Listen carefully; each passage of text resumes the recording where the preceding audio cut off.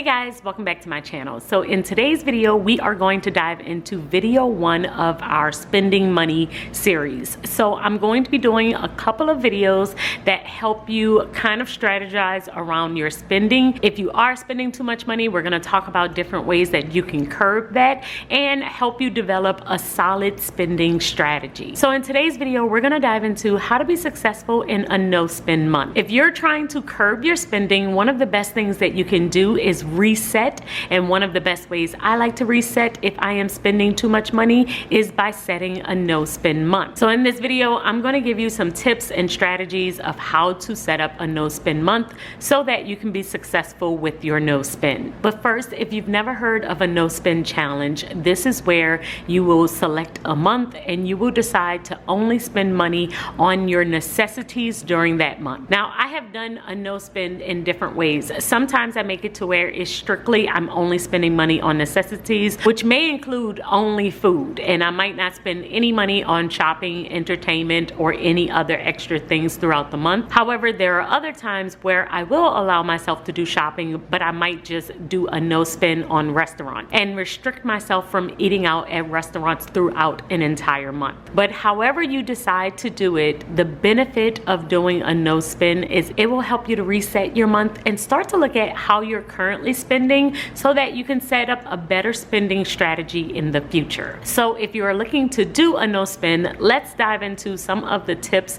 and strategies that I have for you that will help you to be successful with that no spend. My first tip is why we are on my monthly page, and that is to choose the right month. Timing is everything whenever you decide to do a no spend. You should never try and do a no spend whenever you have a month that has a lot of holidays. Maybe it's your birthday, it's your anniversary, or it is something that is going on that requires you to spend money. That is usually not the best time to do a no spend, because if you decide to choose one of those months, you're going to make it really, really hard for you to be successful.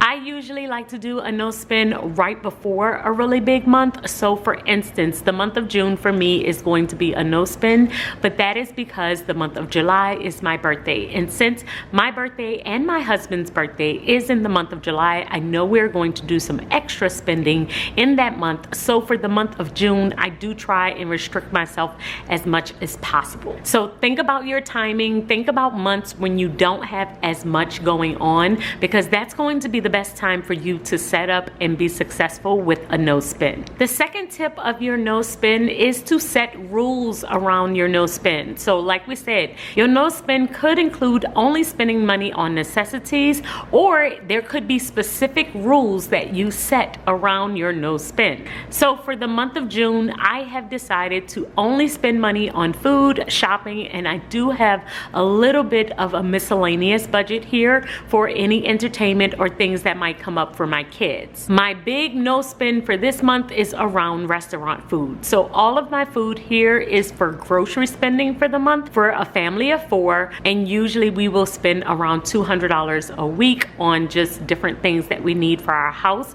and that includes my toiletries, in case you just are wondering. But for the month of June, we are doing a no spend on restaurants. So when I did my very first week under my paycheck budget, I only had $100 for my spending for this particular week, because I am not spending any money on any entertainment or going out this particular week. And you need to decide what are the rules around your no spend. Are you going to cut out one category or multiple categories? Are you just going to limit or eliminate a certain category? Knowing that ahead of time will help you to be more successful on your no spend. So for instance, on my no spend, I do have an additional shopping budget and a miscellaneous budget. However, for the first week of June, I decided that I didn't need to use it at all for this particular week, and I really wanted to stay focused on my no spend and not spend anything other than what I had set aside for food.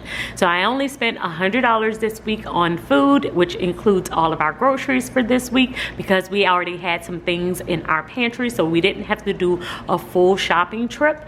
And I have left the additional money that I would normally use for shopping or miscellaneous for the rest of the month in case I need it. There is no restaurant money, and I have stuck to my no spend because the rule around this particular no spend is no eating out. So after After you decide the month that you are going to choose for your no spend, the second thing that you want to do is decide the rules around that no spend. What categories are you cutting out for that particular month? My third strategy for a successful no spend is to have a wish list for later on. So on my monthly page of my monthly calendar, I do have a list of items of different bills that I need to cover, of credit card things that are coming up, but I also have a couple of things on here that I would like to purchase later on. I have an Amazon cart of clothing that is about $53.98 that I have not spent money on yet, but I have set it aside for later whenever I am out of my no spend. Now,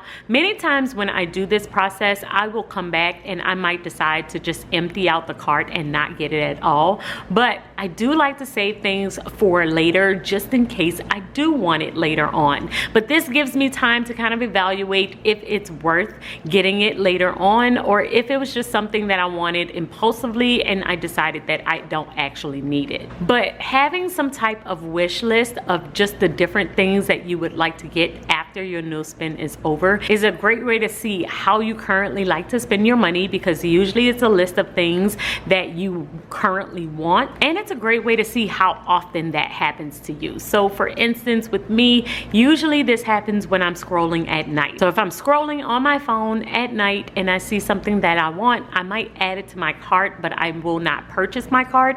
I will just come to my planner, I will write down what I wanted, where I was, and how much it was. And many times I will also put it in the notes section of my budget planner. I'm about to show you, it's right here. So I will write down my entire wish list here, and then I will come back to it at the end of the month or the beginning of the next month when my no spend is over and evaluate if I want everything that is on my notes page. Many times I will decide that I don't want it, but like I said, it's a great way for me to see my current spending habits so that I can make adjustments if I need to. So have a spot within your budget planner where you can keep track of your wish list. You can keep it here on your notes page. You can also keep it on the monthly calendar page. I like to do both, where I will keep notes here, and then I will evaluate them once my no spend is over. But like I said, having some type of wish list is a great way for you to see how you're currently thinking about spending money, so that if you need to make adjustments to your habits, you're able to do so and you're able to evaluate how you currently think. And this brings me to my next tip, which is to make sure that you limit your social media when you are in a no spend. Limiting social media can be one of the best things that you do when you decide to set a no spend month, because social media is full of temptation. There is temptation everywhere. Every single time you scroll, you're going to see something that you want on TikTok, on Instagram. There's going to be influencers there that are constantly telling you about different products that they use that you feel like might make your life better. So you either can decide to do a social media fast while you're on a no spend, or you can limit how many hours a day you are on social media. But both of these are great ways to help you to be successful on your no spend month. When I was first trying to incorporate no spends into my budgeting journey, I found it to be extremely difficult for me to actually complete my no spend month whenever I was on social media a lot. I realized that social media increased my impulsiveness so much that the only way I could be successful was by limiting or eliminating social media during the month that I was actually trying to do a no spend. And another thing you can do is shop proof your phone. When you shop proof your phone, basically you're removing the quickness of how you're able to check out of your cart. So when your credit card is saved on Amazon and on different shopping sites, on Instagram, on TikTok,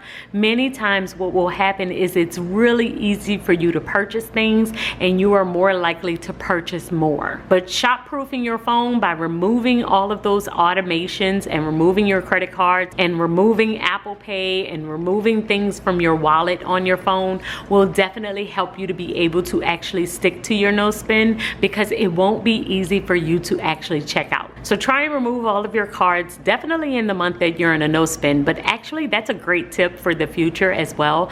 I like to have to add my cards every single time because it does help me to stop and think about the purchase that I am making, because if I don't want to get up and go get my card in order to make this purchase, then most likely I don't need the purchase. My next tip is to really think about the ending of your no spend and how you're going to set up the very next month. So along with my wish list on my notes page, I will also add my plan for the very next month. So we do not want to binge spend the next month. What usually will happen, especially if you have a wish list on your notes page of all of the things that you would like to get after your no spend is over, you really want to take time to evaluate that list and not just automatically purchase all of the things on your list, because then basically you didn't do the no spend because you immediately purchased everything. And this is usually called revenge spending or binge spending. And this is where we are actually making up for all of the spending that we were not able to do and just kind of catching up and doing it anyway. So to prevent binge spending, you have to come up with a plan or a strategy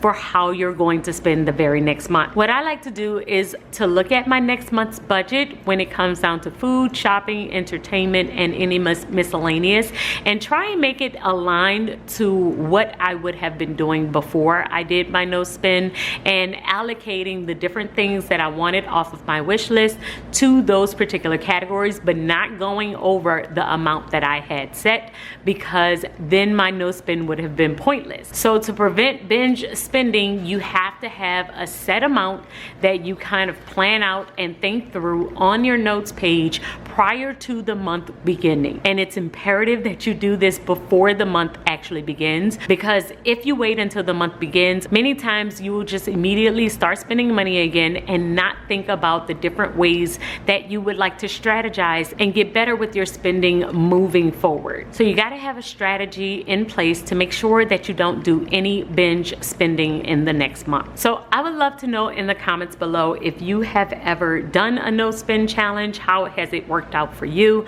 I have loved them in the past. I don't do them that often, but I have loved them in the past because they have helped me to reset my spending, to rethink my spending strategy, to see how much I really need to spend on the particular categories I have, because there have been times where I have set a certain amount of money aside and realized that I was still spending too much, or I didn't need to spend as much as I thought I did on a particular category, and I'm able to reevaluate my habits based on resetting after a no spend month. So let me know in the comments if you have done this before, how it has worked out for you, and I will see you all in my next video. Until then, keep organizing your life so that you can achieve your dreams.